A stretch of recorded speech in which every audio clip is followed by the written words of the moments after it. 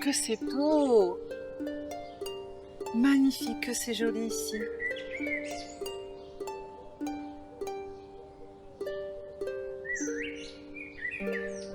À quelle époque sommes-nous?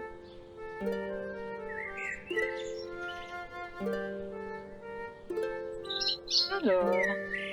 Oh, nous sommes au XXIe siècle. Très bien, merveilleux. Viens ici, mon compagnon de voyage. Je te sors de la valise. Oh! Bonjour, vous êtes déjà là? On me nomme Dame Bergamote, gardienne des histoires perdues ou oubliées, à votre service. Je suis une voyageuse et raconteuse d'histoires. Je voyage à travers le temps, je traverse les époques où je capture chaque histoire que je rencontre dans cette petite fiole. Dans les silences de soirs de pleine lune, je l'ouvre et je laisse les récits s'évaporer dans mon grimoire. Ils se transforment en mots pour que nul ne les oublie. Aujourd'hui, c'est à vous qu'il ouvre ces pages. Et comme toute histoire commence par le passage d'un monde ordinaire vers un monde extraordinaire, je vous invite à fermer les yeux lentement et à compter jusqu'à 3. 1, 2, 3. Nous y voici. La porte du monde merveilleux des histoires est ouverte. Suivez-moi.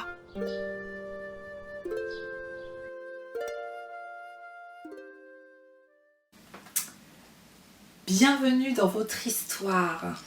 Cette histoire qui s'intitule Le trésor oublié. La neige était tombée toute la nuit, sans faire de bruit. Dehors, tout semblait plus lent, comme si le monde retenait son souffle. Ce calme étrange pouvait jusqu'à s'infiltrer dans les foyers, et même plus encore. Il y a des jours comme ça où on ne sait pas trop bien pourquoi, mais on sent que quelque chose nous appelle. C'est plus fort que nous, c'est une pensée qui s'installe, puis qui tourne dans nos têtes, jusqu'à ce que nous y portions toute notre attention. Ce matin-là, Marie, la petite cinquantaine, a la tête pleine de nuages gris et le cœur en chantier. Ça fait maintenant quelques mois que ça dure. Elle entend entre deux tempêtes intérieures « Monte dans le grenier ».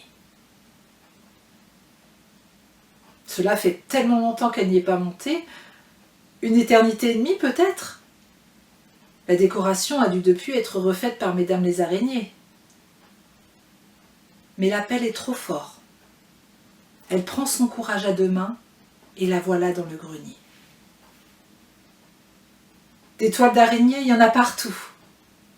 D'un revers de la main, elle les balaie pour éviter de finir avec un masque anti-âge version fashion araignée. Elle ne sait pas trop ce qu'elle vient chercher ici.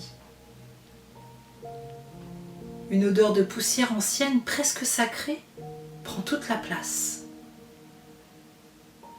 Une odeur qui en repousserait plus d'un, mais elle, au plus profond d'elle-même, elle adore ça. Elle adore l'odeur des vieux objets, des vieux meubles, des cartons entassés les uns sur les autres qui n'ont pas été ouverts depuis des dizaines d'années.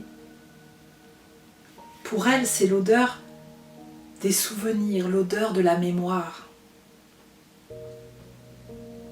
Elle a oublié combien elle aimait l'ambiance de ce grenier, dans lequel elle venait se réfugier régulièrement étant enfant.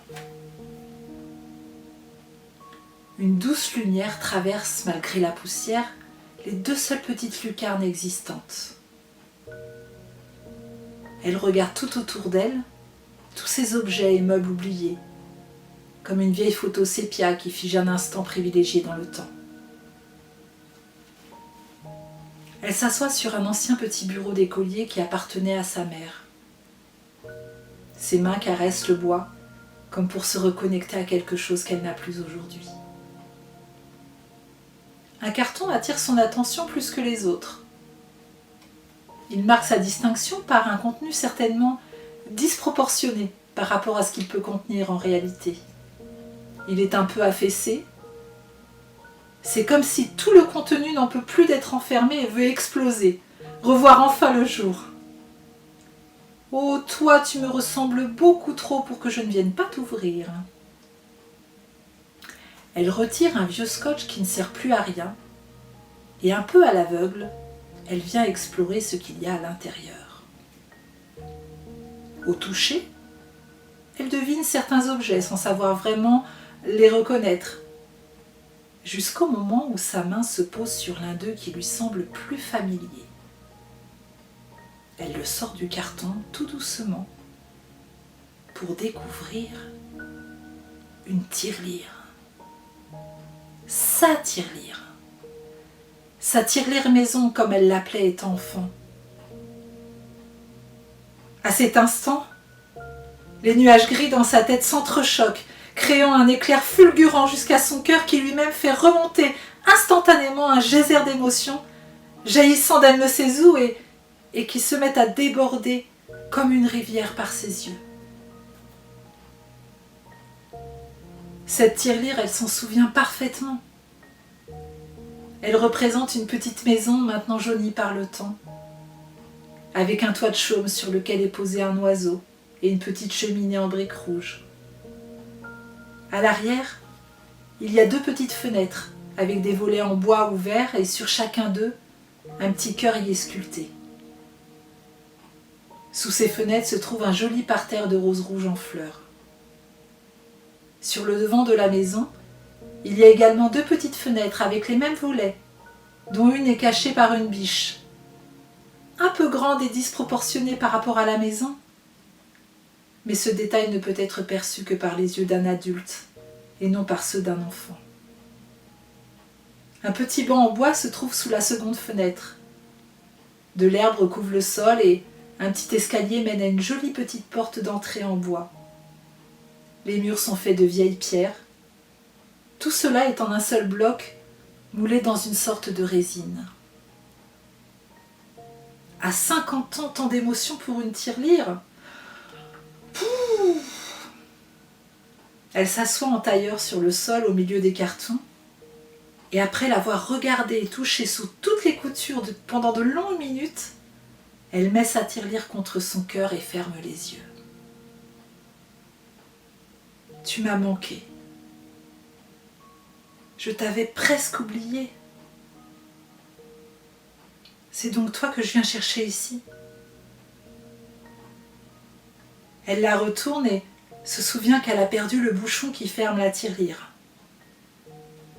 Elle entend comme un petit bruit à l'intérieur. Elle ne peut pas passer plus de 2 doigts par le trou pour y fouiller, mais cela suffit à sentir quelque chose. Ça ne peut pas être un billet car c'est bien trop petit. C'est un petit bout de papier plié qu'elle sort délicatement. La rivière laisse place à 2 yeux tout ronds, comme des soleils, pleins de surprise et d'excitation. Elle est très intriguée, car elle ne se rappelle pas avoir écrit de mots et encore moins de l'avoir glissé dans sa tirelire. Mais depuis toujours et encore à son âge, elle s'amuse régulièrement à glisser soit quelques pièces, soit un billet dans ses sacs à main quand elle les range pour avoir la surprise, bien plus tard, au moment où elle décide de changer un peu de sac, de redécouvrir le trésor oublié. Elle déplie lentement le papier jauni par le temps. Elle y découvre une petite phrase écrite par la main d'une enfant, certainement la sienne, bourrée de fautes d'orthographe. Mais c'est tellement mignon et touchant. Souviens-toi de tes rêves. Son cœur fait un bond réactivant la rivière qui, mêlée au soleil, forme maintenant un double arc-en-ciel. Elle s'attendait à tout ou à rien, mais certainement pas à cela. Elle est troublée, comme ses yeux qui n'arrivent plus rien à distinguer. Elle ne sait pas ce qui l'étonne le plus, le fait de retrouver un Un vieux message écrit quand elle était enfant qui a traversé le temps pour réapparaître aujourd'hui, comme une pièce ou un billet laissé volontairement dans un sac à main au bon moment? Ou le fait que ce message résonne si fort en elle encore aujourd'hui? Elle ne voit pas le temps passer, mais il s'est écoulé de longues, longues minutes. Elle lève les yeux et regarde tout autour d'elle, dans ce grenier. C'est comme si tout est plus clair, plus lumineux. Chaque fois qu'elle pose ses yeux sur un carton, elle entend « Ouvre-moi, moi aussi j'ai un joli trésor pour toi !» Les meubles lui parlent de souvenirs, de scènes vécues. Un vrai brouhaha dans sa tête. « Allez, allez, stop! Je crois que j'ai pris ma dose d'émotion pour aujourd'hui. Mais je reviendrai vite, c'est promis. » Elle replie le petit papier, le replace dans la tirelire bien comme il faut pour qu'il n'en sorte pas. Se lève, sa tirelire maison dans la main et descend dans sa chambre pour la déposer sur la table de chevet. Ça fait des mois qu'elle vit des cycles intérieurs émotionnels interminables, comme une machine à laver défectueuse qui ne s'arrête jamais. Elle nettoie, elle vide, elle rince, elle essore. Elle pense que c'est bon, que le cycle est terminé, que la porte va s'ouvrir, qu'elle va en ressortir toute pimpante, légère, délestée de toute la crasse accumulée, sentant bon l'odeur de la soupline parfum fleur de coton. Mais non. Non. Un nouveau cycle redémarre et, la tête collée au hublot, tout se met à tourner à nouveau.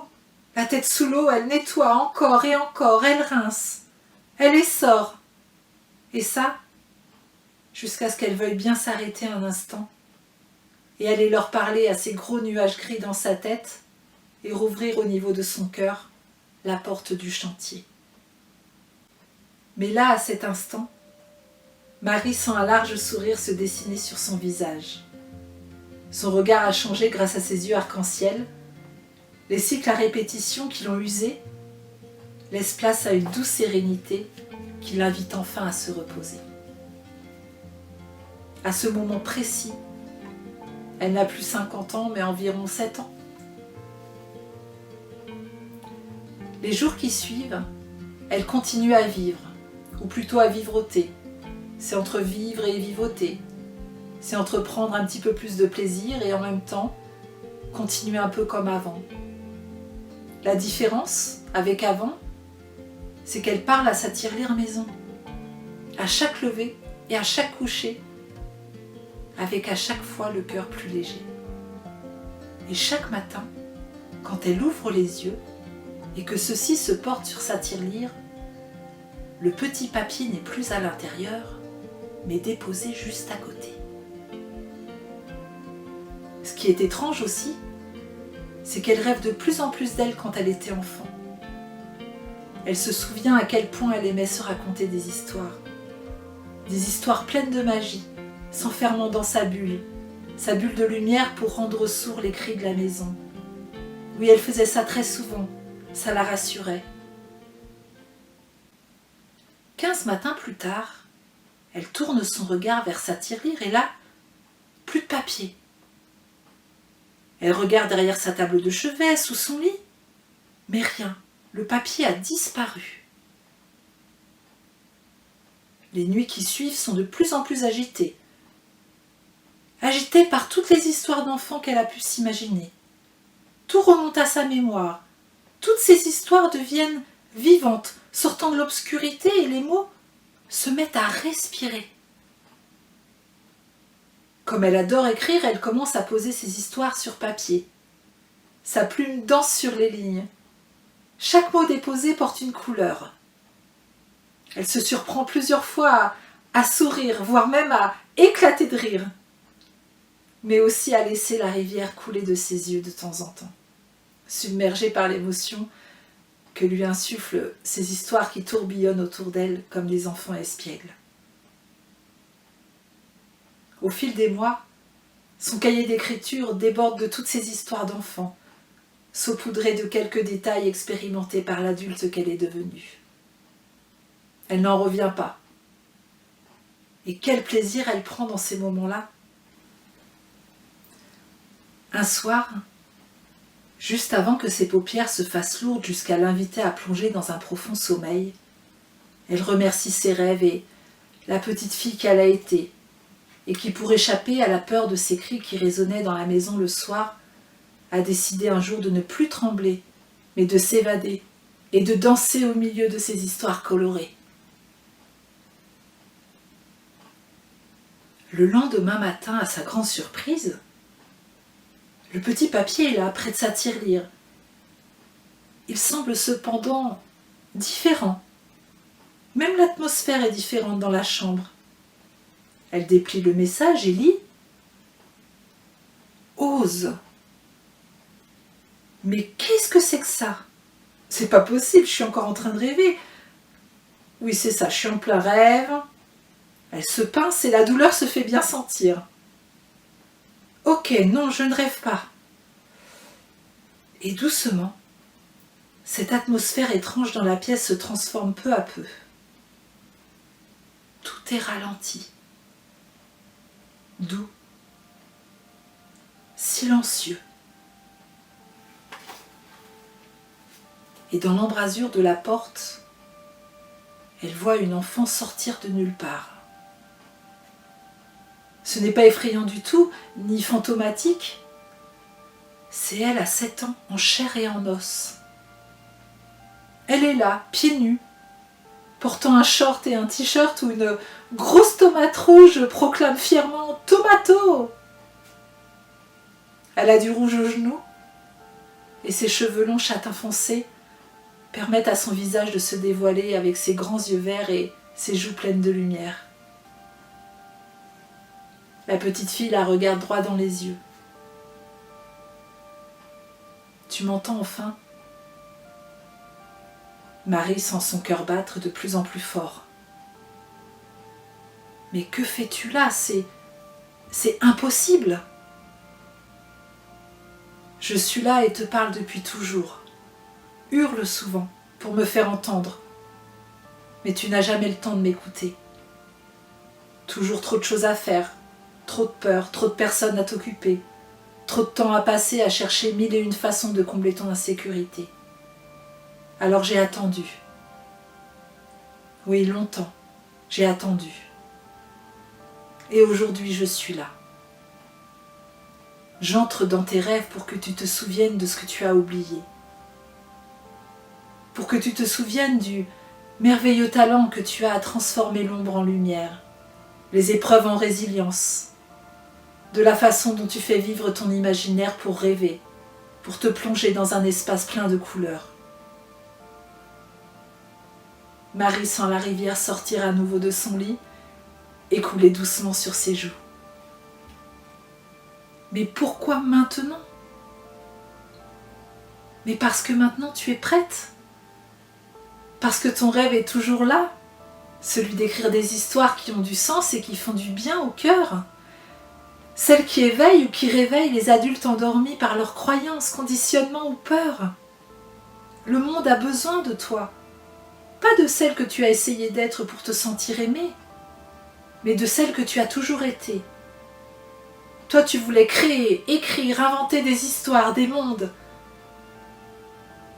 pour que les gens se souviennent d'eux-mêmes, de leurs rêves d'enfant, de leur joie, de leur magie.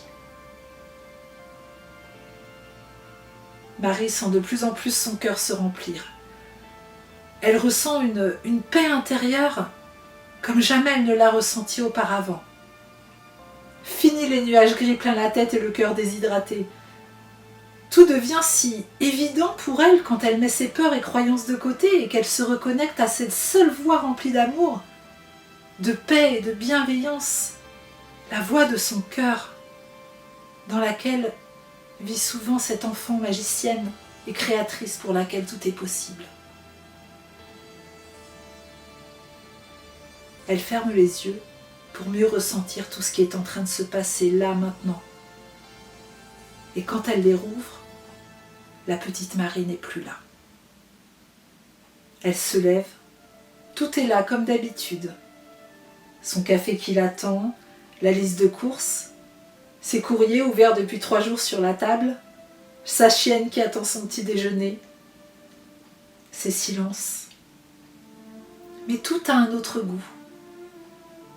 Elle se sert un café, reprend un nouveau cahier d'écriture et elle se met à écrire une histoire sur une femme qui retrouve une tirelire, sur une petite fille intérieure qu'on n'écoute plus, sur un rêve qui attend. Peu à peu, le monde autour d'elle change.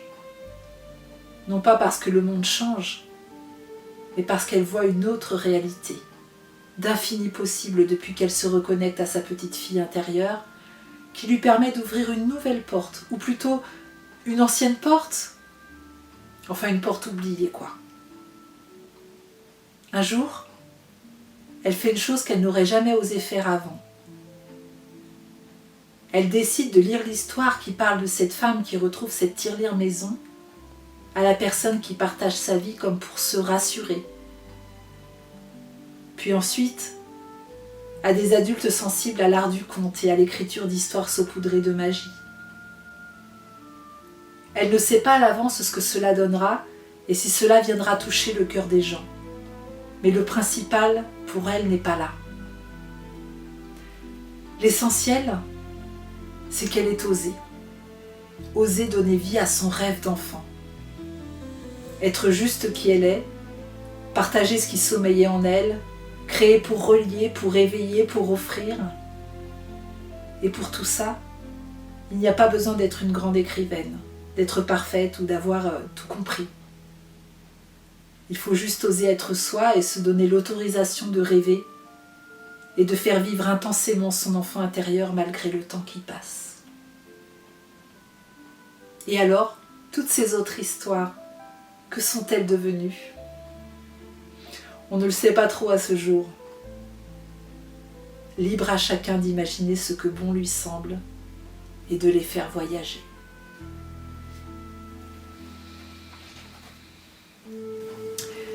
Merci de m'avoir accompagnée dans le monde des histoires où tout est possible. À bientôt.